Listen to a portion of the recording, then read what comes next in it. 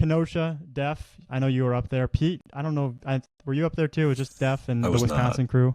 Def, I don't know if you want to talk about some of these Illinois guys you have on the sheet here to kick us off. Yeah.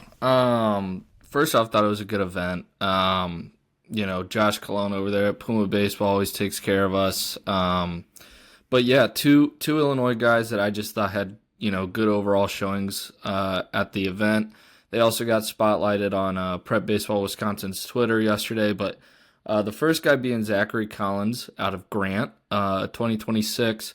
Pretty good looking athlete, 6'1", 156. On the mound, he was just filling the zone with his fastball. It was funny. He was like 81 to 84, like the whole pen. And then how we always end our pens, for anybody that doesn't know, is say, hey, as long as your arm feels okay, like last fastball, feel free to let it rip.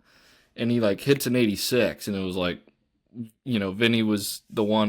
Vinny Rotino, our scouting director up in Wisconsin, was the one around the mound. He's like, hey, like you want another one? Then like he hit an 85. So, but the thing with that was, like, he was filling the zone his whole pen. He had like a 71% strike percentage with the fastball during the pen, which is good to see because sometimes in these, showcase settings, you get guys that just come up there and just throw and don't really care where it's going. But Zach was filling the zone.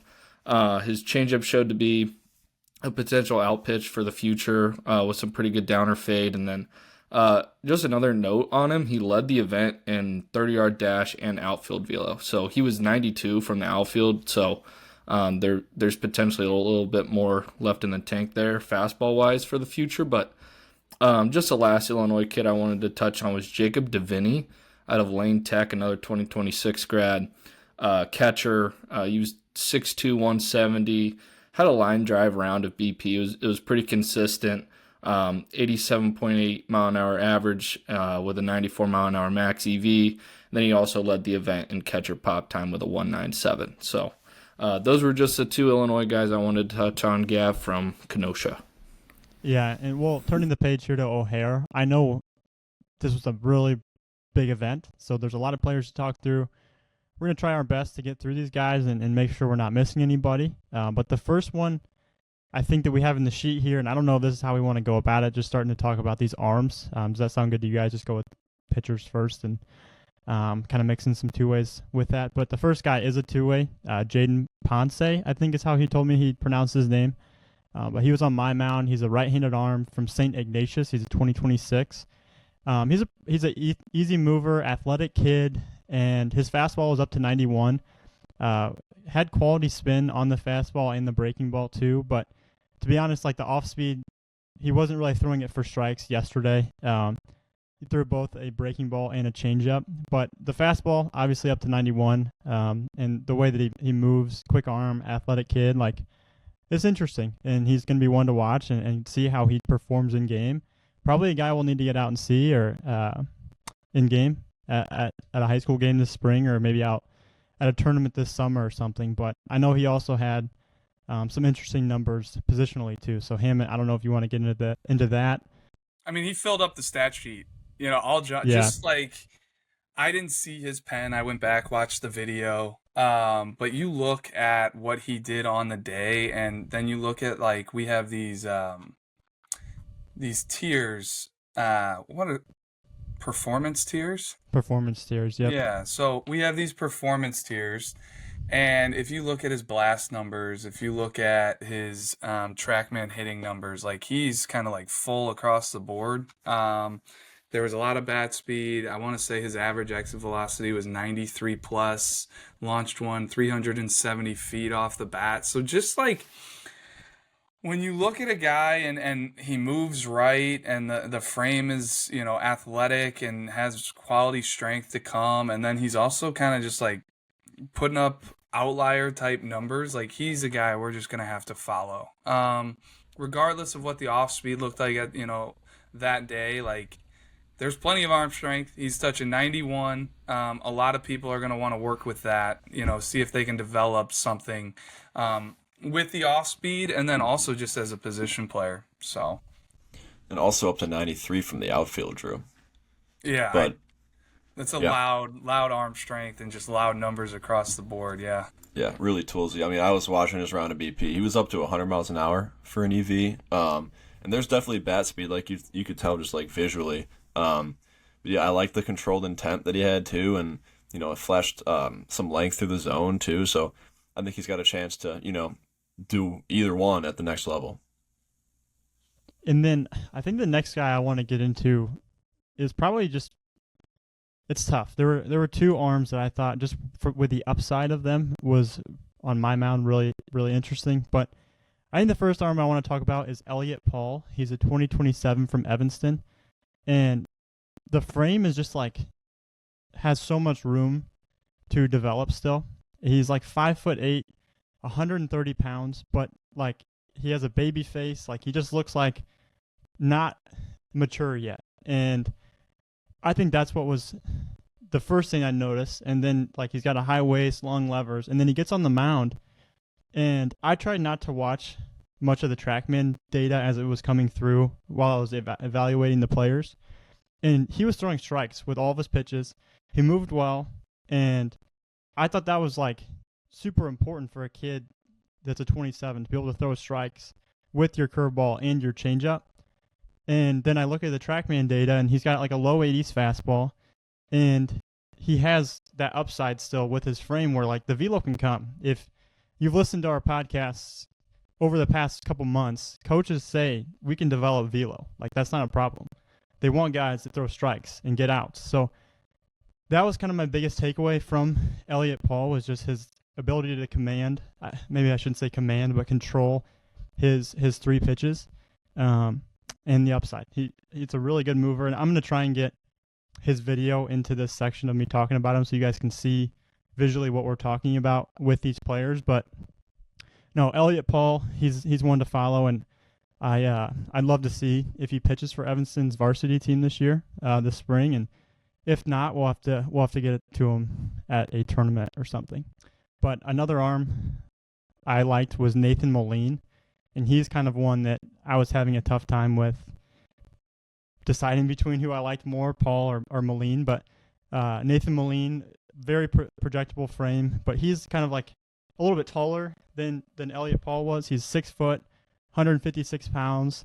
And again, I really liked the way he moved, and he threw strikes with his like kind of fastball slider. The changeup was pretty good too, really low IVB. And got some good horizontal movement and like sink and depth on it, or fade kind of. But I like the way he moved. And then looking at the fastball, it's in the low mid 80s, and he had quality spin on it. So I really liked Nathan Moline too, and he's a name that I've seen. I think he's been at some events in the past, maybe like a fall event or something. But he's a 2026 from St. Charles East, and he's a right-handed arm. So another one that I really liked, just the upside of that arm. But I don't know if you guys have any other arms you want to mention here. Do you want to talk through some guys? But those were kind of my three probably favorite arms that I saw, I would say. My thing would just be like, we're starting to talk about players from events, and we had the IHSBCA convention a couple weeks ago. We sent out preseason questionnaires to high school coaches a while ago, and we'll re-up on that and get some more hopefully in. But like, what's so awesome about these winter events is St. Charles East, right? Nathan Moline. We already kind of like them. Like Joey Aaron goes there. They've got Dylan McCabe. They've got James Fiegelson. They've got some other guys that like we've come to know. We know they're good players. We think their team's going to be pretty competitive. But then you get your eye on like, okay, Nathan Moline. Like we hadn't seen him in a while. Comes out. You're a fan of him, Gavin. Like, first off, my head goes to, okay, like, let's see what their high school coach said about him in the questionnaire. So we cross-check that. But then also, like, okay, this is another arm that St. Charles East has that's going to help them this spring. So, like, this winter is so huge on then how we go about our Power 25. The guys we already know about from games we've seen in the past to then guys we know about because coaches reach out to us on them. And then we get to see some of those guys and cross-check them ourselves before the season. So Nathan Moline, just watching the video we had in his profile from last year, like I really like the way he moves. I like the way the arm works, and now it looks like the velo's creeping up, and just a good call out there. Then I can hop in here, Gav. Touching on the mound, or touching on the guys that were on my mound. Leading it off is Billy Main out of Hinsdale Central. Now, he's ranked for us, and he was a state gamer for us, but it was as an infielder. And I did some digging. He hadn't pitched at an event for us since 2022. And he came out and was 87 to 89 with the fastball. Wasn't, super efforty or anything like that. It was coming out of the hand really well. And threw 3 pitches for strikes. His changeup was good. In this look, his slider, he was throwing for strikes, flashing out pitch potential. But the changeup I thought was probably his best pitch, coming out, out of that same tunnel as a fastball and then just dying at the end with some arm side fade. But I'll let you guys touch on him offensively and defensively as well. But Billy Main was easily my favorite arm I saw, just, having feel for all 3 pitches in the zone.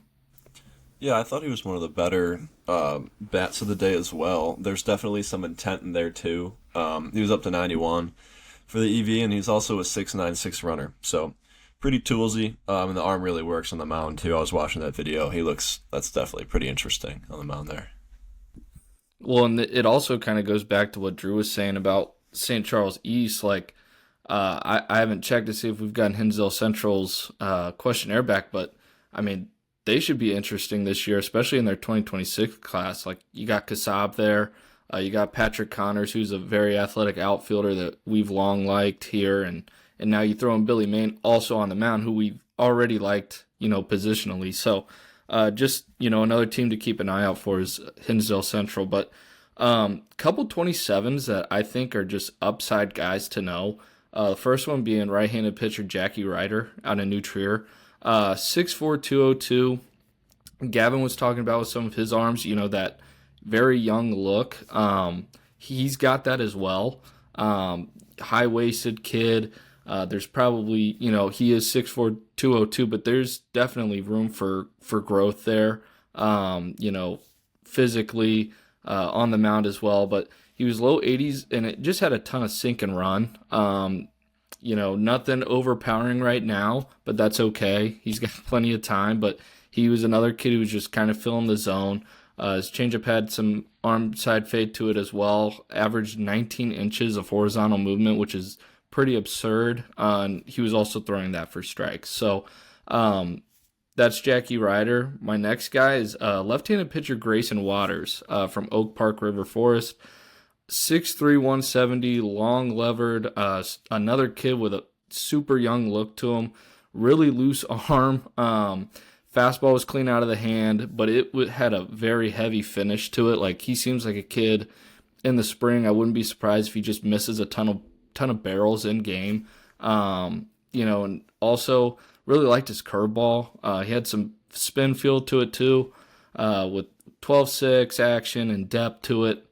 And just lived at the bottom of the zone with that pitch as well.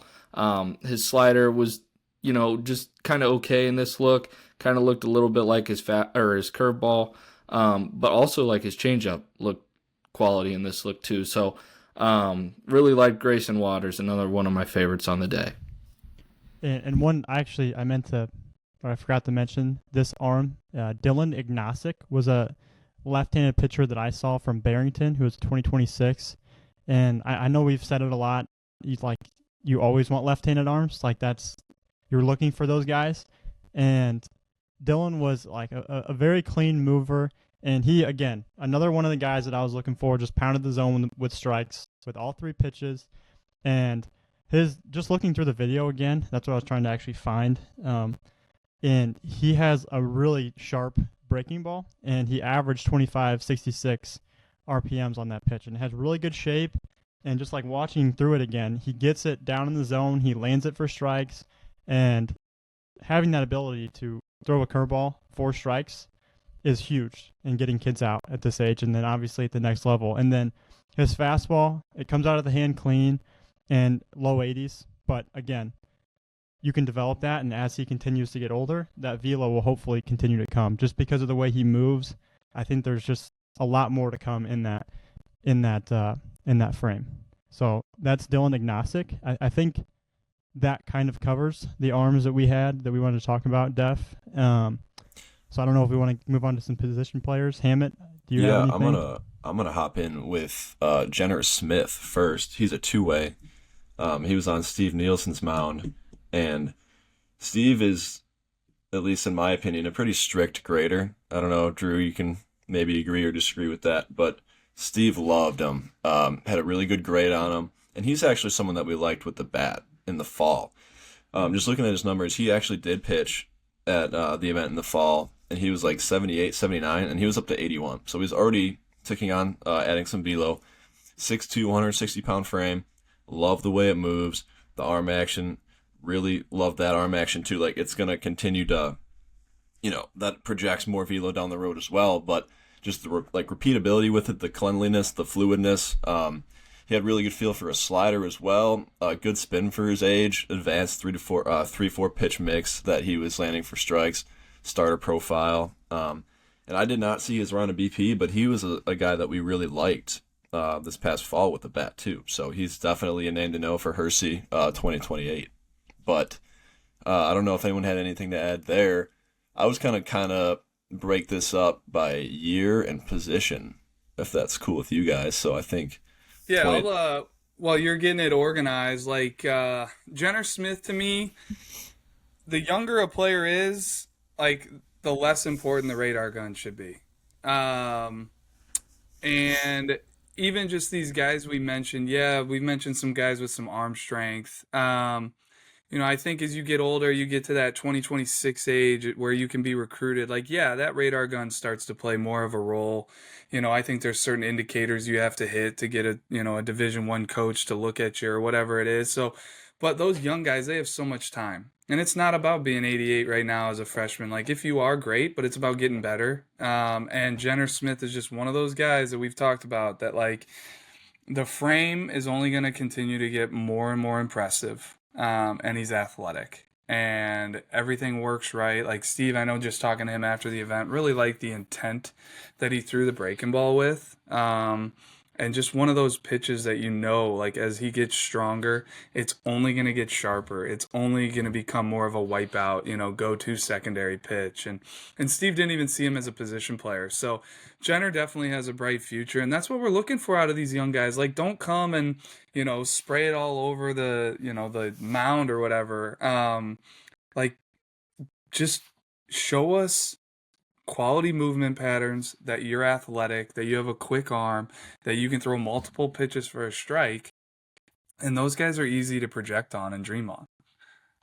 So that, to me, is what we're looking out of out of these young guys. Like, especially these 2028 position players, like, their foot speed's going to be behind. If there's one, tool that I tend to see tick up the most from a guy's like 8th grade year to senior year, it's that 60 time. So, like, don't get so out on a player because they run a 7.8 as a freshman. Like, if it looks right, if it's long strided, running on their toes, like not on their heels, and they're, light on their feet, those guys tend to really improve that 60 time pretty quick.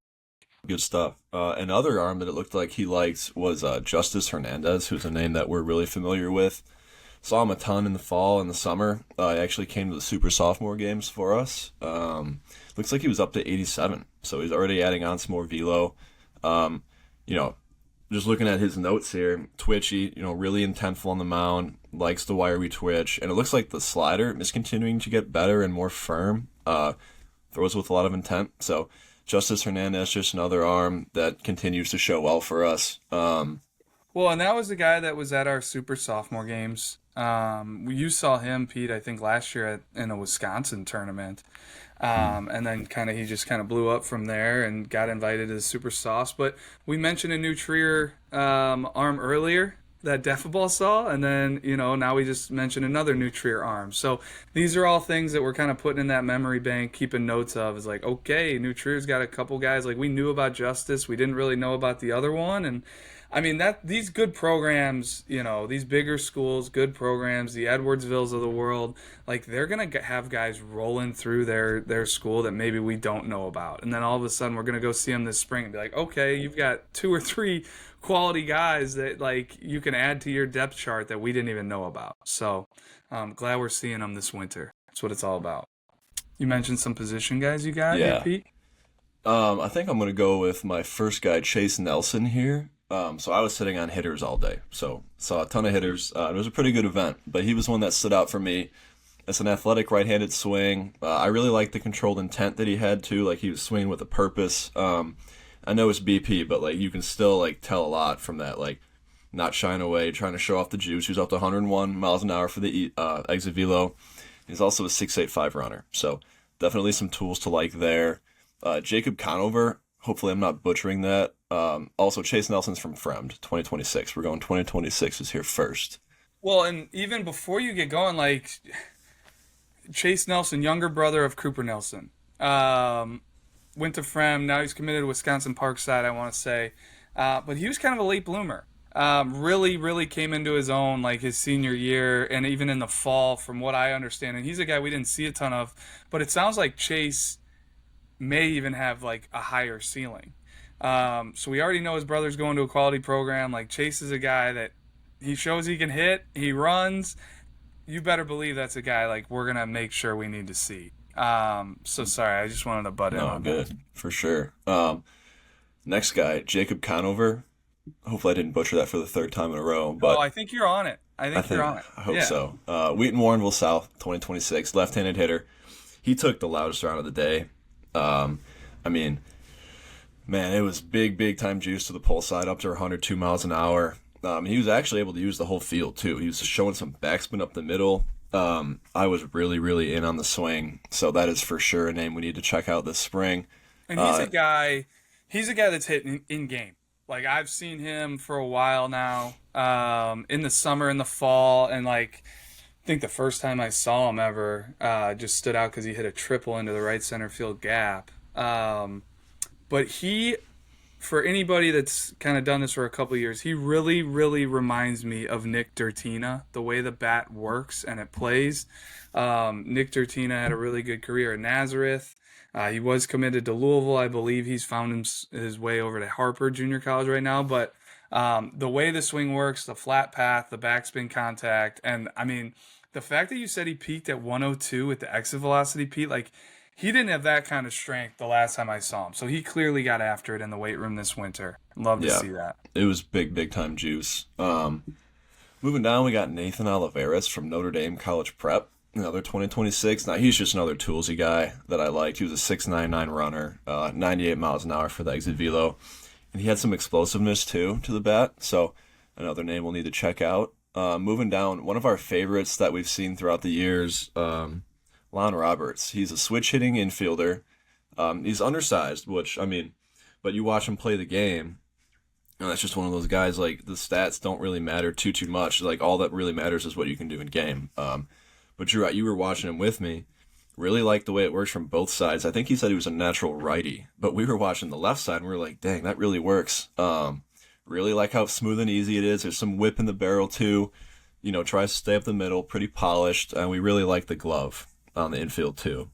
One thing with Lon was last year when we saw him in the winter of 2024, he ran a 7.9460. And he comes to O'Hare this winter, and if I switch back to the Vault, he runs a 7.28 on our Vault lasers. So you're talking about cutting it down by more than half a second on his 60 in 1 year. So like that really right there like turns him into a prospect. We long thought he could hit, switch hitter, handles the bat from both sides. I also thought he looked like he had physically developed as well. Like almost looked like a different player. And I mean, that foot speed is going to kind of propel him to become a prospect. And sometimes like we talk about, hey, there's certain like indicators or measurables you have to hit. Like if you're playing the middle infield and you get to be a junior, a senior, and you're running a 7.9, like that makes it very hard for somebody to recruit you. You don't see middle infielders, at that high level. running over a 7-1, a 7-2. So Lon seeing that improvement, that is what it's about. It's about the improvement. And getting it down to a 7-2, like if I were a betting man, that's only going to get better. It's probably a matter of time before he is a sub-7 runner. And then you factor in the bat to just like the hit tool, like let's go, Lon Roberts. Like kudos to you. Like you're the one doing it, putting the work in clearly. That's awesome to see, Pete. I did not know that. That's really big time. Good for him. Moving down, I'm going to go to first baseman Alec Ramey from Willowbrook, another 2026. Another one, big time juice, up to 101, right-handed hitter, big pull side power, and he created a lot of length through the zone that I really liked, so I could see that playing in game, staying through the zone for a while. Elevates a lot to the pull side, but big time juice, and it looked like he was a smooth defender at first base over for Coach Rosner as well. And then we got Jacob Jelinek, another infielder, St. Ignatius 2026. He was up to nearly 100 miles an hour, 99 miles an hour for the EV.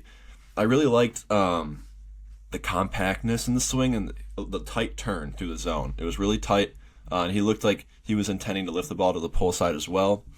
And he was up to 88 miles an hour across the infield. So another toolsy infielder there. And little does he know, he's going to be a guy that's going to be impossible for me to forget, because in our office we have Chris Jelinek. So when I saw Jacob Jelinek and I saw the grades that we had on him, I was super fired up. I know Jel will be fired up. So Jacob Jelinek, like good work with that last name, because that'll be a hard one to forget, and you clearly showed well. So good day on Sunday for him. And then moving on to some 2027s here, one of the first hitters to go. I think, Drew, you saw him as well because he's right in your backyard. Jack McDaniel, Hinsdale South, 2027. He was one of my favorite rounds of the day, easily. Left-handed swing. Got the smooth left-handed swing, super polished, used the whole field, and he was up to 94 miles an hour. So I know that's not the end-all, be-all, but for me, like, I will usually watch the kids round in BP and not try to look at the TrackMan at all. And I really liked his round, and the checking after, it was really good to see that he actually did have some good numbers. So there's some potential power in there, but I just loved how polished it was, how easy and fluid it was, and I think that kid's really got a chance to hit. Well, and to your point about like not watching the TrackMan, it's I feel like hitting can be deceiving versus maybe like throwing the ball across the infield or maybe a guy on the mound, because like even the noise a bat makes can almost make it seem like it's louder than it really is or something like that. But it's always good when the eyes match up with the TrackMan and you're like, all right, that ball is coming off different, and then it matches up. But yeah, like you mentioned, I did see his round of BP, and it's a swing like we talked, like it's very foundational quality swing that he was able to repeat, stay on the barrel. I thought he showed some feel to hit, which in BP, that's always something I'm personally looking for. Like, man, it's great to have 100-mile-an-hour exit velocity, but if you're showing me no feel to hit and you're rolling balls over to the pull side and every hard contact to the pull side, it just, it's a BP swing. And I want to see guys that can really handle the barrel, spray it around the yard with authority. And he's a left-handed hitting catcher too. So like left-handed hitting middle infielders, left-handed hitting catchers, left outfielders, like they're always going to, if you just put them same talent across the board as right guys, the left-handed hitter's always going to be just a tick higher level prospect as far as the value. So he's got some things definitely foundationally that are good pieces. He's only a sophomore, and he'll be one to watch. Yeah, Drew, I think that's kind of what I was trying to get at. Like, he did not give me all or nothing vibes at all. Yep. He was very controlled, and to see that he was still up to 94 miles an hour, that's what got me fired up. That he was like, just another day, like just his warm-up round of BP, just hit it to the whole field, and it was 94. So normal effort, right? Yeah. And balanced. Mm-hmm. That's another, like, how easy do you get to your power? One of the better-looking frames walking around was Carson Trevelini, Crystal Lake South, 2027. He's 6'2", 170, and there's a ton more in there. Another younger-looking kid. He was a 6'9", runner, so we can expect that to continue to get better. Right-handed hitter. I like the swing. He's another one that creates a good compact turn. He stays pretty flat through the zone. and he was up to 95 miles an hour for his exit velo. And I know I did not see the defense, but Drew, we've really liked his infield defense in the past, I believe. Well, we talk about these athletes, right? Like Gavin mentions Colton Quagliano at Illinois and how he was from Kewanee and just an absolute stud. Like Carson Trivellini, I haven't seen it. Apparently a baller on the basketball court. You hear that, and he's a middle infielder, and we liked his actions in the past. He was a junior future game guy. Like, of course, I'm going to, instantly be drawn to that. The other thing about Carson Trivellini, we just mentioned it with Lon Roberts. Like, I was not sure Trevellini's foot speed. You would think, hey, high-level basketball player, he probably runs like a 6'7", but when we were doing rankings, for these early age guys, and you start breaking it down, and you got to be very, very careful ranking young guys in general. He was a guy that confidence level wise, he didn't run great at a younger age. When you start talking about a pure, just true 60 straight line, I'm going back to his profile because I want to make sure I have this right. But in 2023, we didn't get a 60 time on him. In 2024, he ran a 7.55. And it was last winter. That's at that age, not terrible. That's gonna continue to tick up. I didn't know how much it would tick up and how fast. He goes from a 7.75 to a 6.97. He's a guy now. It's pretty much as simple as that. When that foot speed ticks up, if you want to call yourself a shortstop or a second baseman, to me, that's when it becomes, okay, you better have foot speed. If you want to call yourself a third baseman, a first baseman, and kind of the more you get away from the middle of the field, then, okay, maybe the less important your foot speed is. But for Trivellini, man, him doing that, and we're talking future game follows and guys we're going to get to, need to get out and see, he's on my list. No, that's good stuff. Moving down in my backyard now, we have infielder Sam Marshall from Downers Grove North. Another really good-looking frame, 6'2", 156, so a ton more to come there. I really like the smooth and balanced left-handed hitting operation. I thought that really stood out to me. Another polished round, a ton of upside in there. Loose hands with some flick in the barrel too, pretty easy effort, not, like we were just saying, not trying to just rip it to the pull side. And he was up to 89 miles an hour. So that's one of those guys where you watch the round and you love it, and then you go look at the TrackMan. Okay, it wasn't the craziest exit velo, but he's a 2027. He showed a ton of feel to hit. He was not trying visually very hard, so you love to see that. And 89 is not even bad. That'll continue to get better as you get stronger throughout the years. But love the polish. I think that kid's got a big time chance to hit moving forward here. And then my last 2027 here, he was one of the better defenders on the day. It looks like Abraham Jose Caceres from Lyons Township, 2027. Some really good notes on him on the infield. Fluid and easy, really high level defender, can move easily to both sides of the glove. And a switch hitter, too. So he'll be one to follow for sure moving forward. So at the end of the day, there were probably 15 to 20 hitters you didn't see. And he was a guy over on the other infield that I got a chance to look at. So he is a super unique story. He just moved in from Venezuela. He doesn't speak more than a couple words of English.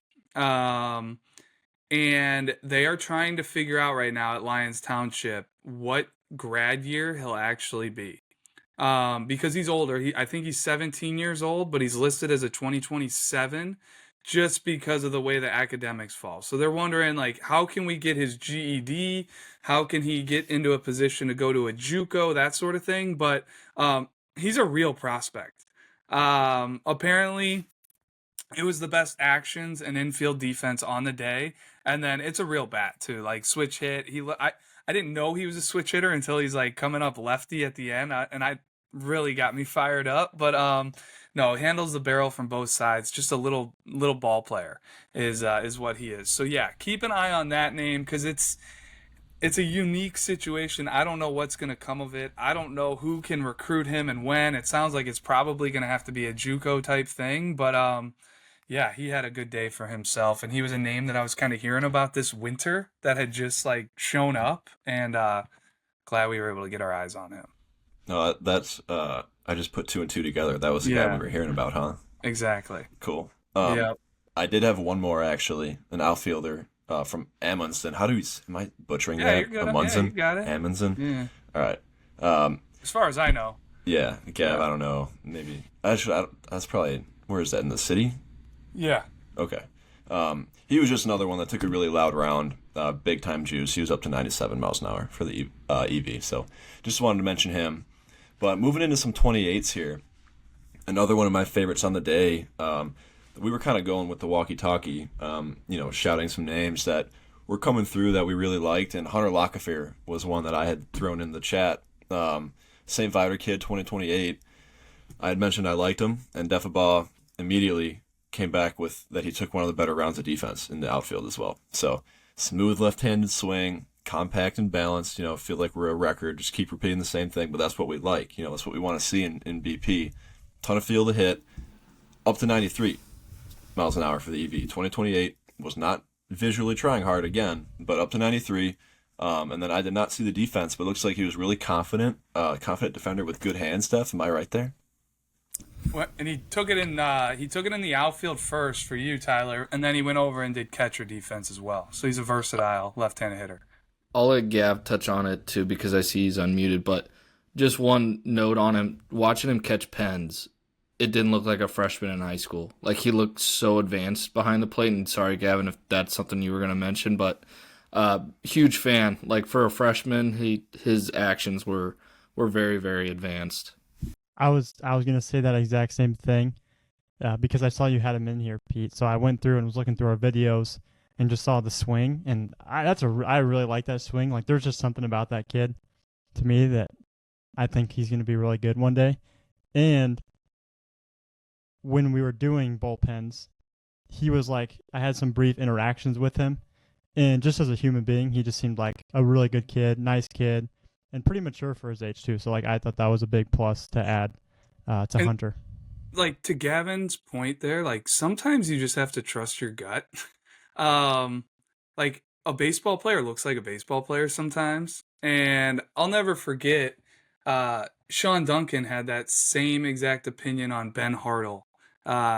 It was a long time ago when Ben Hartle was like a sophomore, came to our preseason All-State, and Dunk was sitting on all defense and just saw him doing catcher pops. I don't even think he saw him hit, and he's like, I really like that guy.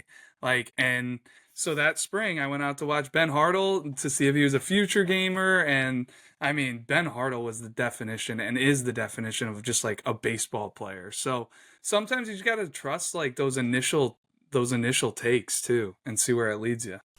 No, for sure. And just some names I wanted to shout out. Just some names that, they're freshmen this year and some names to follow throughout their prep careers. They're all 2028s here, but Jathan Colazo, an Oak Park River Forest kid that I liked, Henry Burke from Lake Forest, Gaetano Lazara from Lake Park, Noah Correa from St. Patrick, and then Carmen Falera from Nazareth. So just some names that I liked on the day as well. Testing us with these last names. Mm-hmm. Really, that was tough. pronunciation. That was tough. First take, that was not easy. Crushing it. Just one little note. Henry Burke from Lake Forest was another kid who really impressed outfield-wise, just from my memory on Sunday that I thought had a really good showing. And so one thing I love to do after the event is break down the numbers, look across the board, see like what stands out. And, maybe they didn't take the best round of BP on the day, whatever it is, but like they're checking so many boxes and like, okay, that's an outlier number. That's an outlier number. That's an outlier number. And like, you have to pay attention to those guys. Mason Bloom at New Trier, like he's long kind of done this. He's a rank. He was at our Illinois State games last August, but and I've long been told about him, like the high school coach Napoleon, his summer coaches really like him, but he ran a 6.68. He's 82 from the outfield, 98 exit velocity, and it's actually been like louder than that in the past. So like just a physical framed outfielder that can flat run, has power in the bat. And there were some other guys like Quaylen Petty, 2025, that I think just we've called him out, after the Unsigned Senior in the fall, but he goes to St. Lawrence and He ran a 6.56 and he's 91 from the outfield, and it's a long athletic frame with all kinds of liveliness and twitch to it. Like I got to keep shouting out those tools. I feel like you got to take a chance on a prospect like that. So there's other ones. Matthew Donnelly led the event with a 6.50 60, and it was actually a 6.495 60, and that thousandth decimal place is the one that it rounds, so it rounded up to a 6.50 in our system. But he's a 2027 and he's running a 6.50. It's like, okay, so the beautiful thing about this is this event is so far from being like cross-checked and over. Like, we're gonna go look, like, double, triple check these videos, watch them again, make sure that, hey, maybe I was distracted for a second during BP and I just didn't get the best look. That happens. And so we'll look over all of our notes, watch these videos. But I'm sure there's probably some other guys that you may want to call out randomly here or there. So let me know if there is anybody. Because I love looking through these lists and just kind of breaking down, okay, who are the top runners? What else did they do on the day? But then, like, looking at the blast numbers and looking at, I don't like looking at the peaks. One guy could take one swing and it just something happened where the peak, bat speed or hand speed goes ballistic. But look at the averages. Like, that's going to give you a much better, like, feel for what guys are bringing to the table. And we talked about Jaden Ponce. Like, we mentioned him at the beginning of the episode, and it might be Ponce. I'm not sure how to pronounce it, but like, he led the event in bat speed, average bat speed, 73.6. Jackie Ryder, we mentioned him. He was second with 72.3 average bat speed. I know a guy that Steve liked was Alex Toth. He liked him on the mound. He said he had really good presence stuff for being a 2027. He was also top 5 in average bat speed, and I think we had good notes on him as a hitter as well. So like a two-way guy, to watch. One guy that, I'm running around at this event. I'm watching a little bit of everything, like kind of just enough to get me in trouble. But a left-handed hitter with a very long, interesting frame from Wheeling, 2027, Reed Gurgitz. Or Gurgertz, I don't know how you pronounce it. I went back and I watched the video, and I could almost kind of tell while he was hitting that he was almost frustrated with himself. But it's like, you look at these younger guys, and I'm trying to pinpoint on, like, okay, like, who's gonna be that guy in 3 years? Who's the one that when they're a senior, we're gonna look back and be like, look at what this guy turned into. He really kind of struck me as a guy that, like, I'm gonna follow the trajectory of Reed. 6 foot, 159 pounds. He's kind of got like the trim build, but the shoulders have some width in the back to where, like, I feel like there could be some developed physicality there. And then the swing, it worked. Like, I could see it adding a little bit more fluidity as far as, like, the hands were a little dead at times. But I really, really liked the swing. And I think, man, it almost gave me like early Brendan Tunick vibes with the frame and the left-handed swing, and I just like, okay, I'm gonna keep an eye on you. And then I want to say he ran a 709 60, and he's a 2027, so like that's only gonna get better. Max distance of 328, like, who cares? That's gonna get better as he gets stronger, but it does show me, like, okay, he can elevate, probably to the pull side. Like, we talked about what we look for when you're watching hitters, Pete. And like guys that show feel to hit, I think is really important. But one thing I'm also looking for that tells me a lot about a guy's swing path is guys that elevate the baseball to the pull side with backspin. It's hard to do. A lot of guys elevate the baseball to the pull side with topspin. And guys that elevate to the pull side with backspin, it tells me their bat is going and staying through the zone correctly, and they're getting on top of the baseball and creating that backspin. And he was one of those guys that had a bat that I thought could kind of provide that in the future. So I know it's kind of long-winded on Reed, but one of maybe the 15 hitters that I actually saw live that day, and it stood out to me from man, I could dream on that.